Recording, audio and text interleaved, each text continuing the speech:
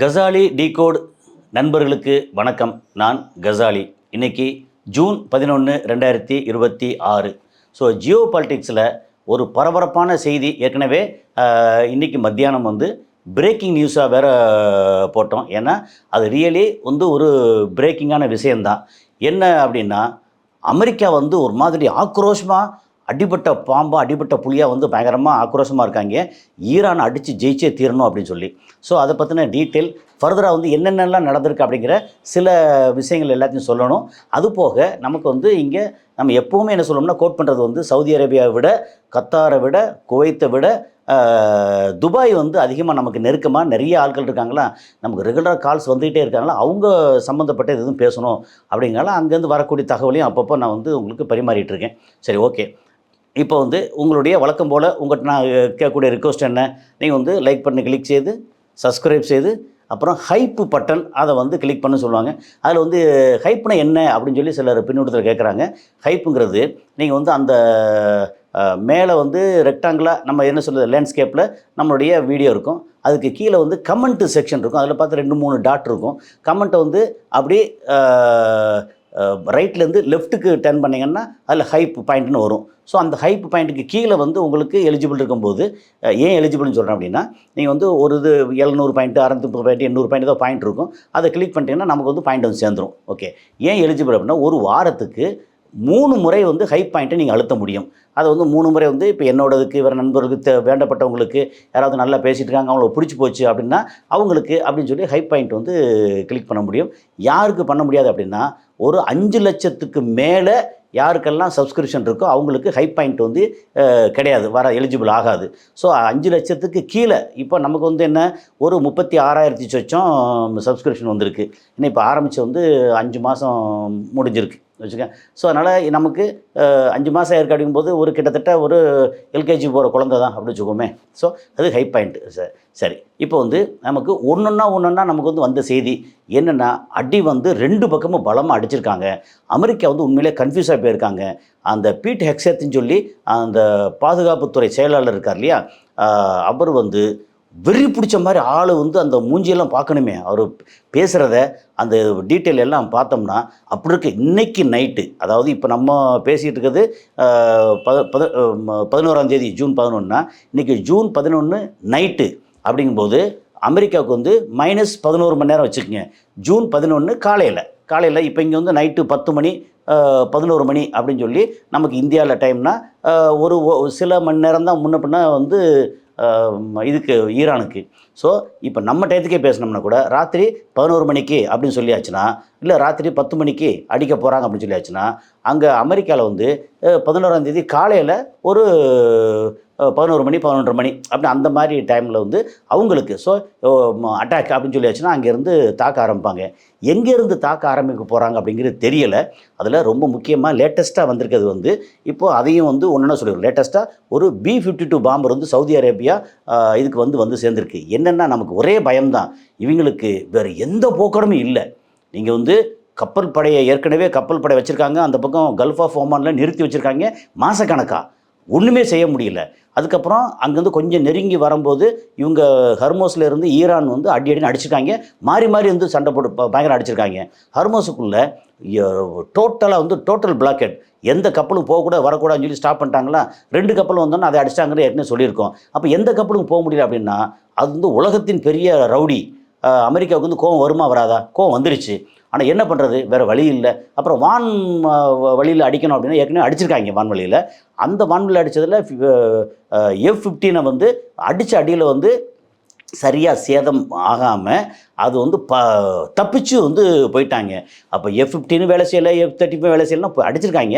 அதையும் தாண்டி என்ன பண்ணுறது? அப்புறம் அந்த நிலைகளில் இங்கே ஏற்கனவே Saudi Arabia, Oman, UAE, Qatar, Bahrain, Kuwait, Iraq, Jordan இந்த எல்லா இடத்துலையும் இருக்குது. அதுக்கப்புறம் அமெரிக்காலேருந்து ஏதாவது ஃப்ளைட்டு கிளம்பி வருது அப்படின்னா அந்த ஃப்ளைட் வந்து இடையில இத்தாலியிலையோ அல்லது ஃப்ரான்ஸ்லேயோ அல்லது வேறு ஏதாவது நாடுகளில் வந்து இறங்கி பெட்ரோல் ஃபியூல்லாம் ஏற்றிட்டு அப்புறம் சில ஆயுதங்கள்லாம் மாற்றிட்டு வந்து சேரணும்.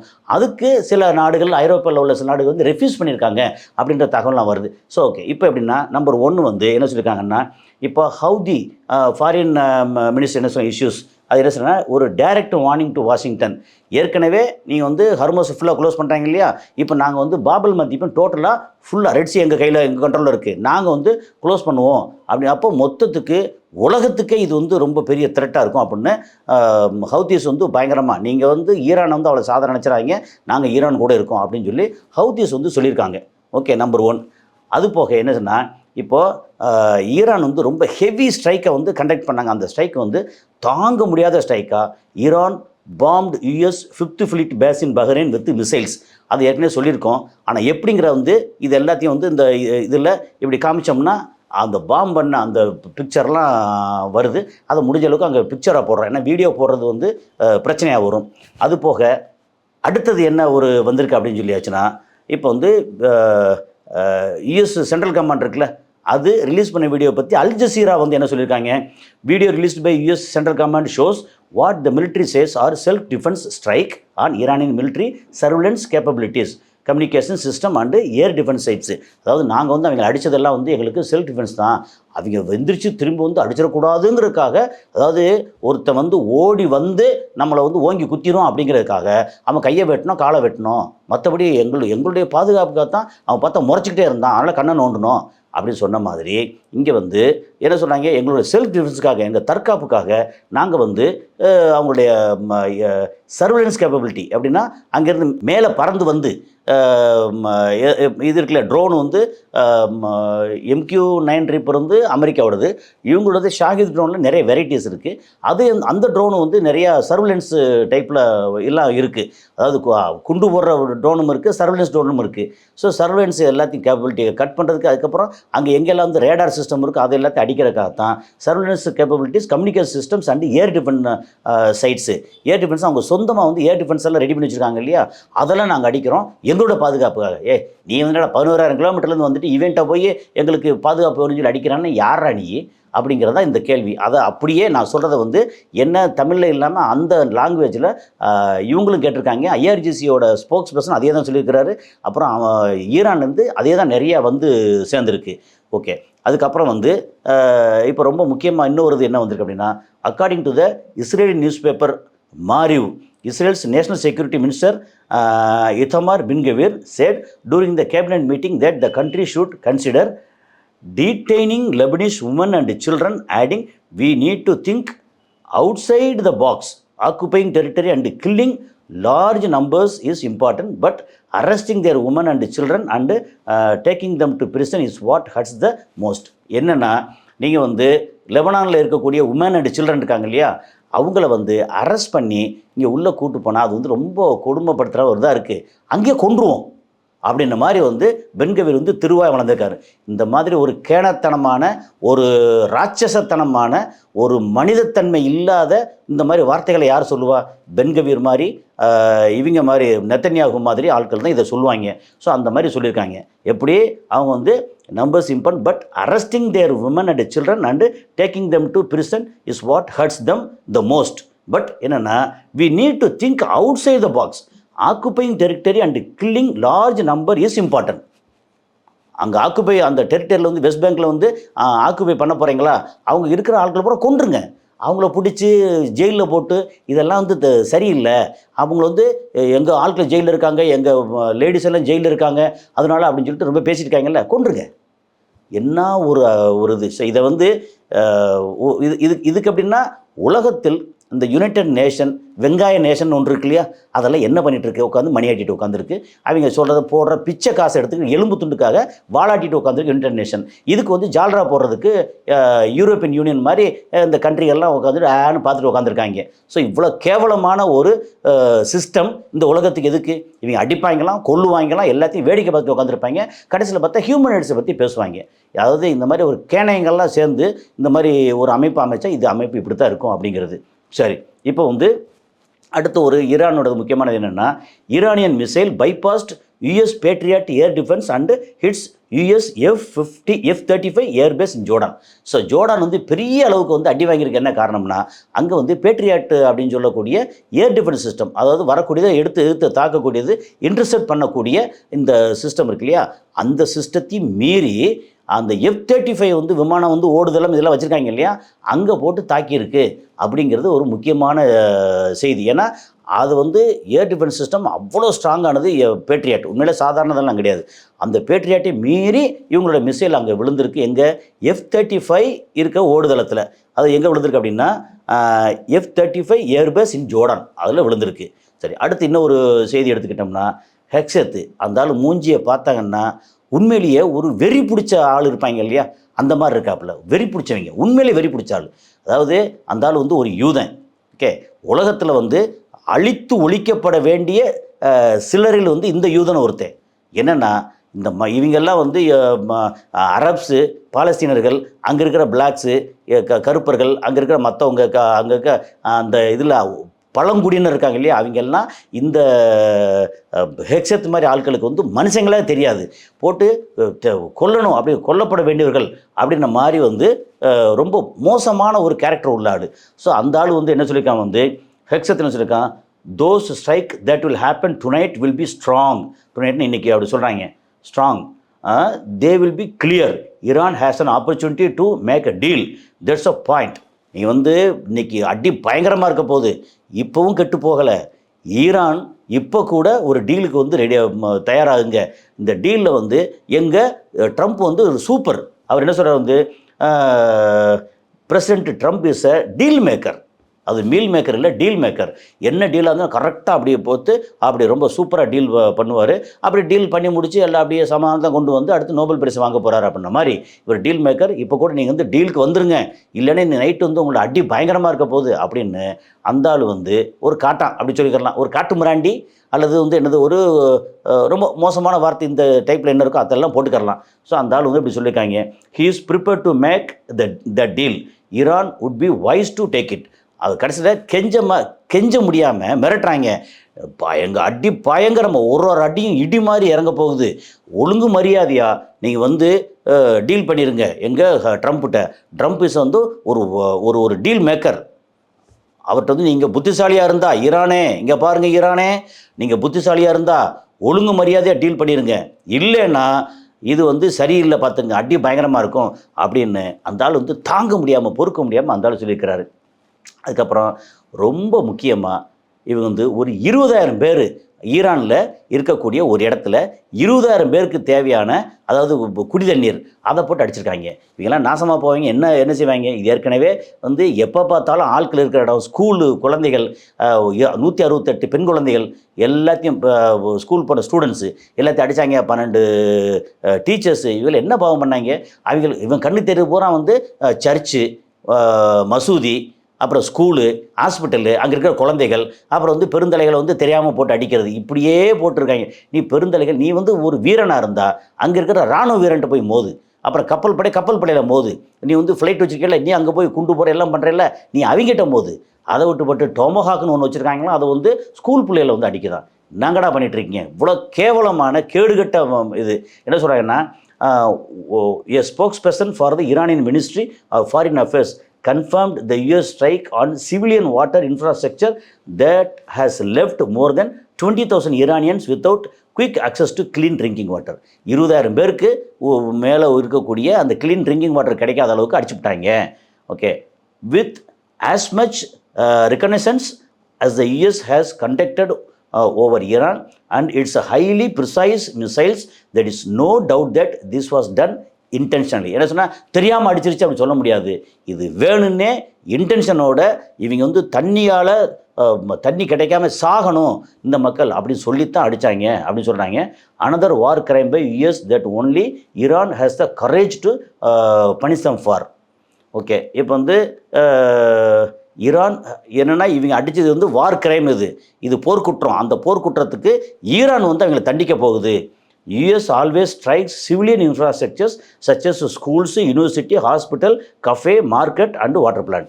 இவங்க எதை வேலையே என்னென்னா இந்த மாதிரி ஸ்கூலு ஹாஸ்பிட்டல் எல்லாத்தையும் இந்த மாதிரி மக்கள் புழங்குற இடத்துல தான் அடிக்கக்கூடியது. இவங்க வந்து சிவிலியனுடைய இன்ஃப்ராஸ்ட்ரக்சர்லாம் அடிச்சுக்கிட்டு இருக்காங்க அப்படின்னு சொல்லி ரொம்ப ஒரு பெருசாக இது சொல்லிட்டு இருக்காங்க. ஓகே, அதுக்கப்புறம் வந்து இன்னொன்று என்ன பண்ணியிருக்காங்கன்னா, பிரேக்கிங் நியூஸ்லேருந்து ஒரு பிரேக்கிங்னா வந்துக்கிட்டே இருக்க பிரேக்கிங் நியூஸ். அதில் வந்து Iran shot down $1 billion American military aircraft with ₹150 weapon. அது வந்து ஒரு வீடியோவாக வந்திருக்கு. America has encountered its first real enemy for first time. அப்போ என்னென்னா ஒரு வந்து $1 billion American military aircraft. Okay, ஒரு ஏர்கிராஃப்ட் வந்து என்ன எஃப் சீரீஸாக என்னென்னு சொல்லலை, அது போய்கிட்டு இருக்கு. அதை வந்து வெறும் $150 வெப்பனை வச்சு ஷூட் பண்ணியிருக்காங்க. எங்கள் கடலில் இருந்து போட்டில் இருந்து $150, வெறும் $150 வச்சுக்கோங்க. இப்போ வந்து $100 ஒரு 9,500 10,000 வச்சுக்கலாம். இப்போ 15,000 ரூபா. ஓகே, அதாவது இது வந்து எப்படின்னா ஒரு பில்லியன் அப்படின்னா 100 கோடி. ஓகே, 100 கோடினா கிட்டத்தட்ட 10,000 கோடி ரூபா மதிப்புள்ள, 10,000 கோடிக்கு மேலே மதிப்புள்ள ஒரு ஏர்கிராஃப்ட் ஃப்ளைட்டு. அதை வந்து வெறும் $150, 15,000 ரூபா, அவ்வளோதான். அதை வச்சு ஷூட் பண்ணி கொண்டு அடிச்சுக்காங்க. அதோட வீடியோ வந்துச்சு. அது வீடியோ போட முடியாது, அதோட ஷாட் மட்டும், ஸ்க்ரீன்ஷாட் மட்டும் போடலாம். ஓகே, ஏன்னா இப்போ ஈரான் அடிக்கிறது இது வந்து எப்படின்னா என்ன சொல்கிறாங்க அப்படின்னா, இப்போ தான் முதல் முறையாக அமெரிக்கா வந்து அவனோட எதிரியை வந்து நேருக்கு நேர் கரெக்டாக பார்க்குறான். இது வரைக்கும் அவன் எதிரியை பார்த்ததே இல்லை. ஓரமாக உட்காந்து பின்னாடி உட்காந்து அடிச்சே பழக்கம். இப்போ எதிரியை முதல் முறையாக பார்க்குறான் அப்படின்னு சொல்லி சொல்கிறாங்க. வந்து அது போக வந்து இன்னொரு என்னன்னா, முஸ்தபா கமேனின்ற பேரில் வந்து சில இதெல்லாம் வரும். அதில் சொல்கிறேன்னா, Iran issued a warning to Trump. Trump என்ன சொல்கிறாரு, we are close to deciding on launching further strikes against Iranian power plant and bridges. இன்னும் வந்து உங்களோட பவர் பிளான்ட்டு, இந்த எலக்ட்ரிசிட்டி மின் உற்பத்தி நிலையமாக இருக்கட்டும், உங்களுடைய பிரிட்ஜ் ஏற்கனவே வந்து ஒரு பெரிய உயரமாக இருக்கக்கூடிய ஒரு கராஜின் ஒரு ஏரியாவில் உள்ள பிரிட்ஜை வந்து அடித்தாங்க. அடித்த ஒரு 3 நாள் 4 நாள்லேயே இது வந்து உடனே ரிப்பேர் பார்த்தாங்க. இப்போ திரும்ப உங்கள் பிரிட்ஜில் அடிக்க போகிறோம், உங்களுடைய பவர் சென்டரில் அடிக்க போகிறோம், அது பவர் பிளான்ட்ஸில் அடிக்க போகிறோம் அப்படின்னு சொல்லியிருந்தாங்க. ஈரான் என்ன சொன்னாங்க, if you are attacked the United States will pay the heavy price. என்ன அடிச்சிங்கன்னா அதுக்கு நீங்கள் பெரிய அளவுக்கு நீங்கள் வந்து பே பண்ணுற மாதிரி இருக்கும். பே பண்ணால் சும்மா காசு கொடுக்கறதா இல்லை, நாங்கள் அடிக்கிற அடி ஐயா சாமின்னு சொல்லிட்டு விட்டு போகிற மாதிரி இருக்கும். Iran says it has not yet destroyed all the energy and gas facilities in the Middle East. இதுதான் முக்கியமானது. நீங்கள் எந்த ஒரு கேஸ் ஃபெசிலிட்டி, வாட்டர் பிளான்ட்டு, அதுன்னு எதையுமே வந்து இன்ஃப்ராஸ்ட்ரக்சர் எதுவுமே அடிக்கலை. நீங்கள் இப்போ திரும்ப வந்து எங்களை இந்த மாதிரி பிரிட்ஜஸோ அல்லது இந்த மாதிரி முக்கியமான எப்படின்னா பவர் பிளான்ட்டு இதெல்லாம் நீங்கள் அடிச்சிங்கன்னா என்டையர் மிடில் ஈஸ்ட்டில் இருக்கக்கூடிய அத்தனை பவர் பிளான்ட், அத்தனை ரிஃபைனரி, அது அத்தனை அடித்து முடிச்சிருவோம், முடிச்சிருவோம் அப்படின்னு சொல்லி சொல்கிறாங்க. Oil export through the red sea are still possible but Yemen could close the route. ஏன்னா ஏமனில் ஹவுத்திஸ் இருக்காங்க, அவங்க க்ளோஸ் பண்ணிடுவாங்க. All ports and pipelines related to oil and gas exports இந்த ரீஜன் குட் பி டார்கெட்டட். எல்லாத்தையும் முடிஞ்சோம். அந்த மொத்தத்துக்கு அவன் சொல்ல வேண்டியதில்லை, ஒரு 20, 30, 50 வாட் எவர் டார்கெட்டுக்கு அத்தனை டார்கெட்டை அடித்து முடிச்சிருவோம் அப்படின்னா. If we carry out our full strike plan the US economy will not survive. நாங்கள் இங்கே அடித்தோம்னா அங்கே வலிக்கும், இங்கே ஃபுல்லாக அடித்து முடிச்சிட்டோம்னா அமெரிக்காவோட எக்கானமி வந்து அப்படியே மொத்தத்துக்கு படுத்து போயிடும், பி கேர்ஃபுல் அப்படின்னு சொல்லி அவன் வந்து சொல்லியிருக்காங்க. அது போக வந்து இப்போ ட்ரம்ப் என்ன காலையில் என்ன சொல்கிறாரு, 9 மணிக்கு top Iranian official called and asked me stop the bombing. என்ன சொன்னீங்க வந்து வழக்கம் போல் பொய். என்னென்னா இங்கே வந்து ஈரானில் இருக்கக்கூடிய டாப்பில் இருக்கக்கூடிய யார், அப்பாஸ் ஆராக்சியா அல்லது வந்து காலிபாபா அல்லது வேறு யாரும் தெரில, யாரும் பேர டாப் ஆஃபீஷியல் வந்து என்கிட்ட இந்த மாதிரி போகிற நிறுத்துறதுக்கு வந்து என்கிட்ட கேட்டுக்கிட்டாங்க அப்படின்னு. இவன் என்ன சொல்கிறாங்க வந்து, பொய்யா வேலையை பார்த்துட்டு போயா, எப்போ பார்த்தாலும் பொய்யா சொல்லி தெரிவியா அப்படின்ற மாதிரி திட்டி விட்டுருக்காங்க இன்றைக்கும். அது போக இதில் வந்து ரொம்ப முக்கியமாக அடுத்தடுத்து என்ன சொல்கிறாங்கன்னா, for the 3rd time Italy has reportedly refused to allow US aircraft to use military airbase. அதுதான் சொல்லியிருந்தேன் ஓப்பனிங்கில் சொல்லியிருந்தது.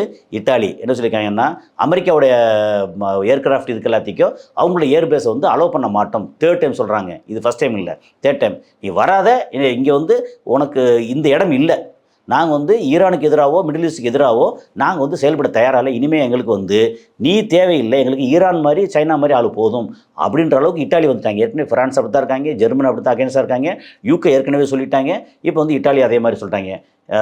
The move highlights growing friction over military involvement as a regional tensions continue to அப்படின்னு சொல்லி அதை சொல்லியிருக்காங்க.